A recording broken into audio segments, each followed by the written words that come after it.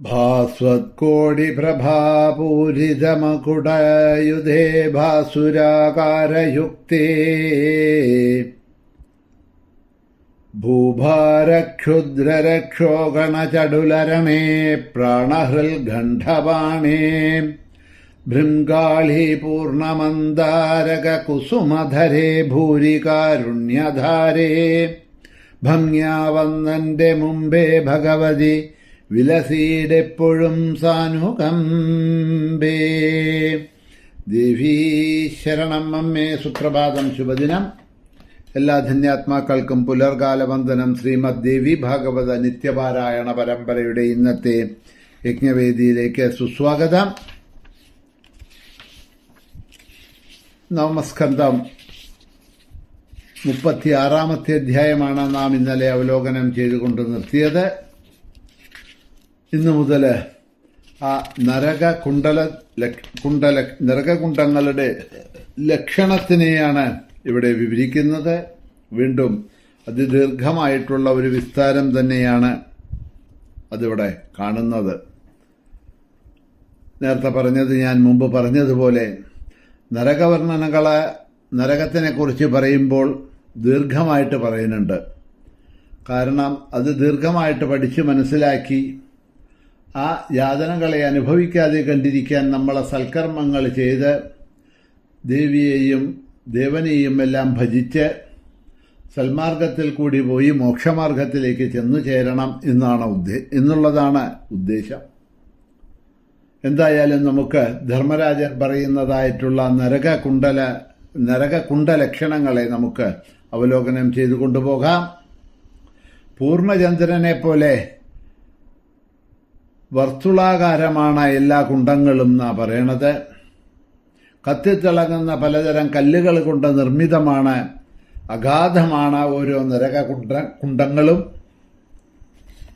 ഈശ്വരന്റെ ഇച്ഛയ്ക്ക് അനുസൃതമായിട്ട് പ്രളയകാലത്തോളം നശിക്കാത്തവണ്ണം പാപികൾക്ക് ദുഃഖം നൽകാൻ വേണ്ടി നാനാരൂപത്തിലാണ് ഈ കുണ്ടങ്ങളൊക്കെ നിർമ്മിച്ചിരിക്കുന്നത്. കത്തിജ്വലിക്കുന്ന അഗ്നിരൂപമാണ് അഗ്നികുണ്ടത്തിന്. അതിൽ കത്തിക്കൊണ്ടിരിക്കുന്ന അഗ്നിശിഖയ്ക്ക് 100 മുഴം ഉയരമുണ്ട്. വിസ്താരം ഒരു ക്രോശമാണ്. എന്റെ ദൂതന്മാരാണ് അവയെ സംരക്ഷിക്കുന്നത്. നിരന്തരമായിട്ടുള്ള അടികൊണ്ട് അലമുറയിടുന്ന പാപികള് അതിൽ ധാരാളം നിറഞ്ഞിരിക്കുന്നു. തിളപ്പിച്ച വെള്ളം നിറച്ചാലും ഹിംസാദ്രികളായിട്ടുള്ള ജന്തുക്കളുള്ളതും തിളപ്പിച്ച വെള്ളം നിറഞ്ഞതും ഹിംസിക്കുന്നതായിട്ടുള്ള ജന്തുക്കളുള്ളതും ഭയപ്പെടുത്തുന്നതുമാണ് തപ്തകുണ്ടം. കാ എന്ന് പറഞ്ഞിട്ടുള്ള ദീനരോധനം അതിൽ നിന്ന് സദാസമയം ഉയർന്നുകൊണ്ടിരിക്കുന്നു. അയ്യോ അമ്മേ എന്ന് നമ്മളിവിടെ വിളിക്കില്ലേ? എന്തെങ്കിലും തട്ട് മുട്ട് പിടിക്കുക അടിക്കുക എന്തെങ്കിലുമൊക്കെ കൊള്ളുമ്പോൾ നമ്മളങ്ങനെയാണല്ലോ വിളിക്കുക, അയ്യോ അമ്മേ എന്നൊക്കെ. എന്ന മാതിരി അവിടെ ദണ്ഡന കെട്ടുന്ന സമയത്ത് ഈ തപ്തകുണ്ടത്തിൽ കാ എന്ന് പറഞ്ഞിട്ടാണ് അവിടെ അമ്മയും അച്ഛനും വിളിച്ചിട്ട് കാര്യമില്ലല്ലോ. കാകൂ എന്നുള്ള ശബ്ദങ്ങളാണ് അത്ര പുറപ്പെടുവിക്കുക. ക്രോശമാണ് ഇതിന്റെ വിസ്താരം എന്നാ പറയണത്. എന്റെ ഭൃത്യന്മാരുടെ അടിയേറ്റിട്ടാണ് പാപികൾ അതിൽ കിടന്ന് വിലപിക്കുന്നത്. തിളച്ച ഉപ്പുവെള്ളം നിറഞ്ഞതാണ് ക്ഷാരോദകുണ്ടം. അതിൽ അസംഖ്യം കാക്കകളുമുണ്ട്. അരക്രോശം വിസ്താരമുള്ളതാണ്. പാപികൾ നിറഞ്ഞതാണ് ഭയാനകമായ ഈ കുണ്ടം. എന്റെ ദൂതന്മാരെ, യമദൂതന്മാരുടെ അടിയേറ്റ പാപികൾ അതിൽ കിടന്ന് രക്ഷിക്കണേ എന്ന് പറഞ്ഞിട്ട് വിലപിക്കണു എന്ന് പറയാണ്. ആഹാരമൊന്നുമില്ലാതെ തൊണ്ടയും ചുണ്ടും ഉണങ്ങിയിട്ട് അവരതില് അങ്ങോട്ടും ഇങ്ങോട്ടും ഓടി നടക്കും. ഒരു ക്രോശം വിസ്താരത്തിൽ മലം നിറഞ്ഞു കിടക്കുന്ന വൃത്തികെട്ട ഒരു കുണ്ടമാണ് വിഡ്കുണ്ടം എന്ന് പറയുന്നത്. അതിൽ സഹിക്കാനാവാത്ത ദുർഗന്ധമാണ് വമിക്കണത്. അതിൽ കിടക്കുന്ന പാപികൾ ദിവസവും അതിലെ മലം തിന്നും. എന്റെ ദൂതന്മാരെ അടിക്കും. അതിലെ കീടങ്ങളുടെ കടിയേറ്റ് അവിടെ കിടന്ന് രക്ഷിക്കണേ എന്നുറക്കെ വിളിക്കും. അതൊക്കെ ആ കുണ്ടത്തിൽ നടക്കുന്നത്. നല്ല തിളച്ച മൂത്രവും അതിൽ കീടങ്ങളും നിറഞ്ഞതാണ് മൂത്രകുണ്ടം. അരക്കാതം വിസ്താരമാണത്രേ അതിനുള്ളത്. ഇരുട്ട് നിറഞ്ഞതാണത്. കീടങ്ങൾ അതിൽ കിടക്കുന്ന പാപികളെ കൊത്തി വലിക്കുന്ന പറയണത്. യമദൂതരുടെ അടിയേറ്റ തൊണ്ടയും ചുണ്ടൊക്കെ വരണ്ട അതിൽ കിടന്ന് ഉറക്കെ കരയും. അടുത്തത് കഫവും കഫത്തിലുള്ള കീടങ്ങളും നിറഞ്ഞിട്ടുള്ള കുണ്ടം, ശ്ലേഷ്മകുണ്ടം എന്നാ പേര്. അതിലെ കഫവും തിന്ന കഫത്തിൽ മുങ്ങിക്കിടക്കും പാപികള്. അരക്രോശം വിസ്താരമുള്ളതും വിഷം തീനികൾ നിറഞ്ഞതുമായിട്ടുള്ളതാണ് ഗരകുണ്ടം. വിഷകീടങ്ങളെ കടിയേറ്റി കിടക്കുന്ന പാപികളാണ് അവിടെയുള്ളത്. എന്റെ ദൂതന്മാരുടെയൊക്കെ അടിയേറ്റ അവർ വാവിട്ട് അവിടെ കിടന്ന് കരയും.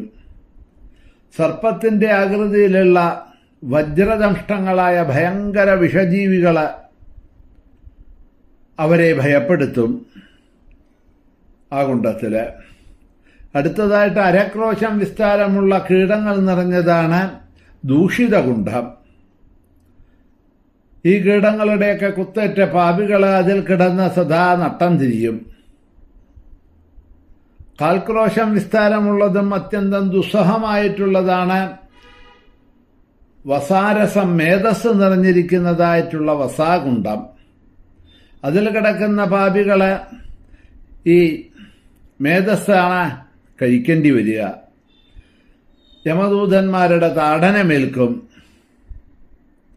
ഒരു ക്രോശമാണ് ഈ കുണ്ടത്തിന്റെ വലിപ്പം. അതിൽ ധാരാളം കീടങ്ങളും നമ്മളെ തിന്നാനായിട്ട് കിടക്കുന്നുണ്ട് എന്നാണ് പറയണത്. ഇപ്പോൾ സാമ്പിളായിട്ട് ഞാൻ കുറേ പറഞ്ഞു എന്ന് മാത്രമേ ഉള്ളൂ, ഒരു 5-10. ഈ ഒരു അധ്യായത്തിൽ ഇതേ മാതിരിയാണ്, വലിയ അധ്യായമാണെന്ന് ഞാൻ പറഞ്ഞു. ഇതേ മാതിരിയുള്ള ഭാഗങ്ങളെയാണ് ഇതിൽ പറഞ്ഞു പോകുന്നത്. ഒട്ടനവധി ശ്ലോകങ്ങളുണ്ട് ഇതിൽ. 86 കുണ്ടങ്ങളെപ്പറ്റി പറയുന്നുണ്ട്. 118 ശ്ലോകങ്ങളുണ്ട്. ഈ 108 ശ്ലോകങ്ങളിലും വിഷയം ഒന്ന് ഇത് തന്നെയാണ്.